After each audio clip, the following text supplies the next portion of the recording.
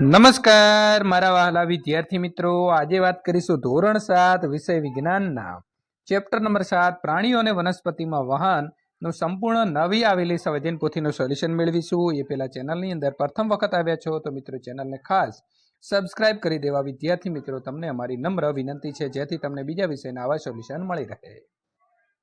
વિદ્યાર્થી મિત્રો, પ્રશ્ન નંબર 1, નીચે આપેલા પ્રશ્નો માટે યોગ્ય વિકલ્પ પસંદ કરી અને સાચો વિકલ્પની નિશાની તમારે મિત્રો ખરાની કરવાની છે. પહેલું છે કે પક્ષીઓ, જીવજંતુ અને ગરોળીઓ કયા સ્વરૂપે યુરિક એસિડનો ત્યાગ કરે છે? તો અર્ધઘન. નીચેના પૈકી કયા પ્રાણીઓને રુધિર જેવા પરિવહન પ્રવાહની જરૂર હોતી નથી? તો વાદળી. તમારા મિત્રને ચપ્પુ હાથમાં વાગતા લોહી નીકળે છે તો થોડી વાર પછી લોહી નીકળતું બંધ થઈ જાય છે. તો તેના માટે નીચેના પૈકી કયા કણો જવાબદાર છે? તો દ્રાક કણો. નંબર 4, મનુષ્યના શરીરમાં નીચેનામાંથી કયા ભાગમાં પરસેવાની ગ્રંથિઓ આવેલી નથી? તો મિત્રો બગલ. નંબર 5, સ્નાયુઓની બનેલી નળી કે જેમાંથી સંગ્રહિત પેશાબ બહાર આવે છે તો તેને શું કહે છે? તો તેને મિત્રો મૂત્રછિંદ કહે છે. નંબર 6, માછલી જેવા જલીય પ્રાણીઓ નકામા પદાર્થોનું ઉત્સર્જન કયા વાયુ સ્વરૂપે કરે છે? તો મિત્રો એમોનિયા. પ્રશ્ન નંબર 7, જોડકા જોડવાના છે મિત્રો. મૂત્રપિંડ તો આવશે ડી, રુધિર ગાળણની ક્રિયા કરે છે. તો પ્રથમ જવાબ જે છે એમાં મિત્રો આપણે લખીશું ડી. નંબર 2, ધમની તો આવશે ઈ, શુદ્ધ રુધિર જે છે તેનું વહન કરે છે. નંબર 3, શિરામાં આવશે એ, અશુદ્ધ રુધિરનું વહન કરે છે. નંબર 4, મૂત્રાશય તો 4માં આવશે બી, મૂત્રનો સંગ્રહ કરે છે. અને નંબર 5 મિત્રો ફેફસા તો આવશે જવાબ સી, ઉચ્છવાસ દરમિયાન કાર્બન ડાયોક્સાઇડ બહાર કાઢે છે. પ્રશ્ન નંબર 2, નીચેના પ્રશ્નોના જવાબ લખવાના છે કે ધમની અને શિરાના રંગની અંદર શું તફાવત હોય છે? તો ધમની લાલ રંગ ધરાવે છે વિદ્યાર્થી મિત્રો, જ્યારે શિરા જે છે તે વાદળી રંગ ધરાવે છે. શોએબ બીમાર થયો છે તો રુધિરમાં રહેલા કયા કણોની સંખ્યા ઓછી થઈ હશે? તો શોએબ મિત્રો બીમાર થયો છે તો રુધિરમાં રહેલા શ્વેત કણોની સંખ્યામાં ફેરફાર થયો હશે અને તેની સંખ્યા જે છે તે મિત્રો ઘટી ગઈ હશે.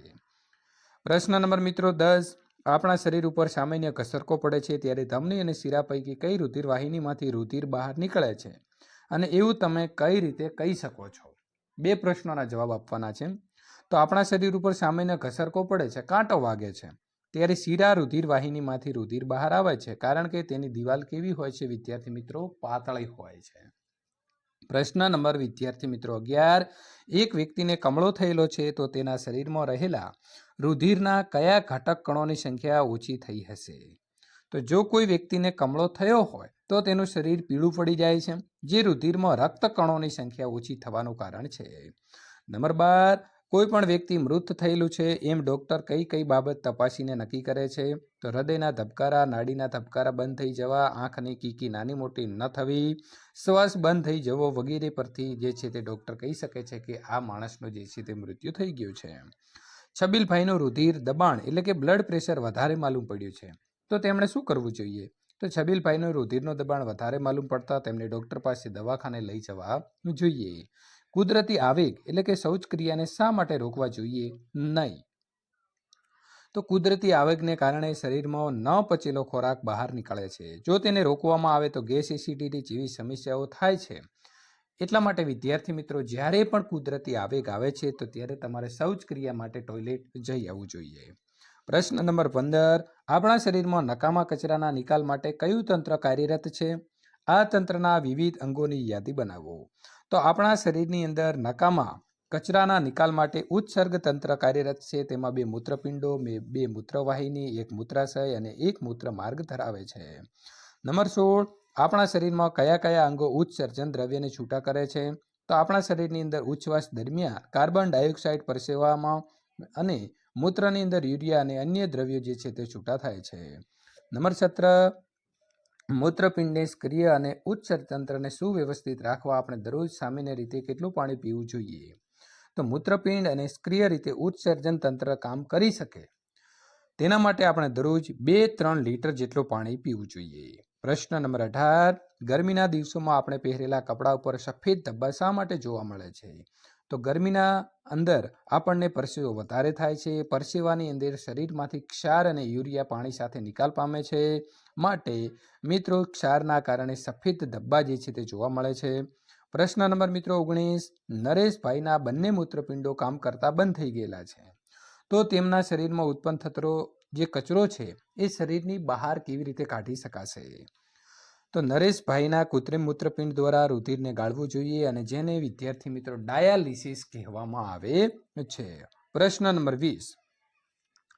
નકામી નીંદણ પ્રકારની વનસ્પતિના કોઈ એક છોડને મૂળ સહિત ઉખાડી તેના મૂળતંત્રનું અવલોકન કરો અને તમારા અવલોકનની નોંધ અહીં કરવાની છે. તો તેના મૂળની અંદર નાના નાના તંતુઓ જોવા મળે છે જેને મૂળ રામ કહી શકાય છે, જે પાણી અને ખનિજ ક્ષારોનું વહન કરે છે. સૂક્ષ્મ દર્શકમાં જોતા તેમાં નાના નાના કોષો પણ જોવા મળે છે. પ્રશ્ન નંબર 21. ઝાડ નીચે બેસવાથી ઠંડકનો અનુભવ કેમ થાય છે? તો ઝાડે શોધેલા મિત્રો બધા જ પાણીનો ઉપયોગ જે છે તે શોષેલું જે પાણી હોય છે તેનું કરતો નથી. તે બાષ્પસર્જનની ક્રિયા દ્વારા પર્ણરંધ્ર દ્વારા પાણી બાષ્પ સ્વરૂપે બહાર નીકાળે છે અને જેના કારણે ઠંડકનો અનુભવ આપણને થાય છે. સૂકી દ્રાક્ષને પાણીમાં 3-4 કલાક પલાળી રાખો, ત્યારબાદ શું જોવા મળે છે તેની નોંધ કરો.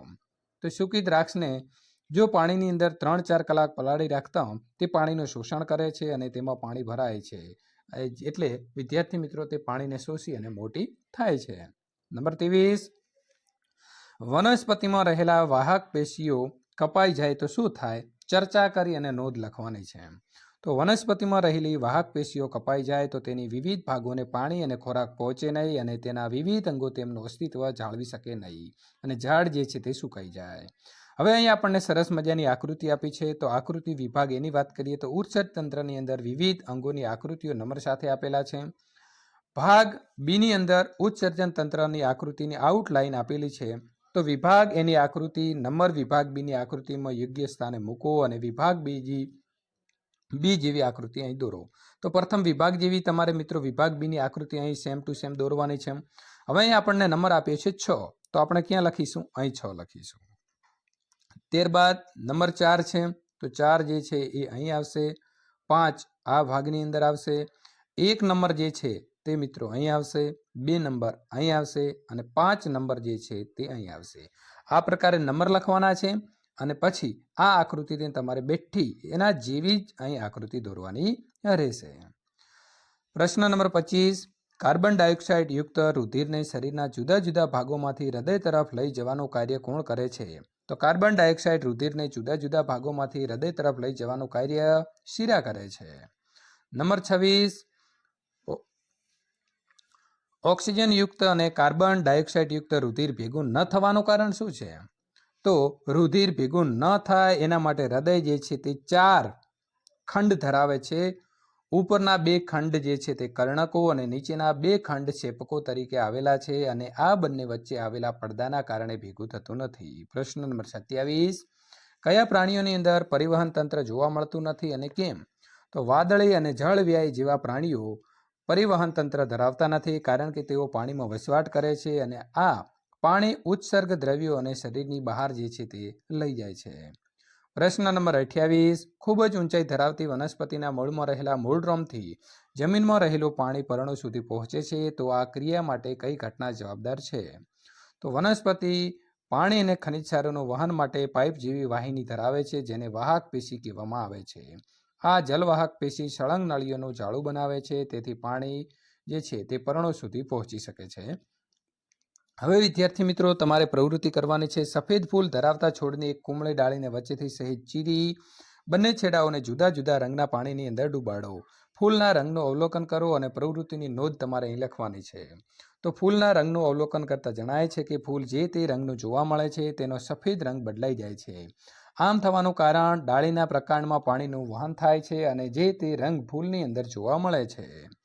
તમારા શિક્ષકની મદદથી નીચે આપેલી લિંકનો ઉપયોગ કરી વિડીયો જોઈ ઉત્સર્જન તંત્રનું વર્કિંગ મોડેલ બનાવો. તો એના માટેની આ લિંક છે. તમારે જે મિત્રો તમે અત્યારે યુટ્યુબ છે એની અંદર લખશો તો પણ તમને વિડીયો જે છે તે મળી જશે. એના પછીનો જો તમે પાઠ નંબર 8 વનસ્પતિમાં પ્રજનનનો વિડીયો જોવા માંગો છો તો અહીં આપેલી એન્ડ સ્ક્રીન ઉપર ક્લિક કરીને મેળવી શકો છો.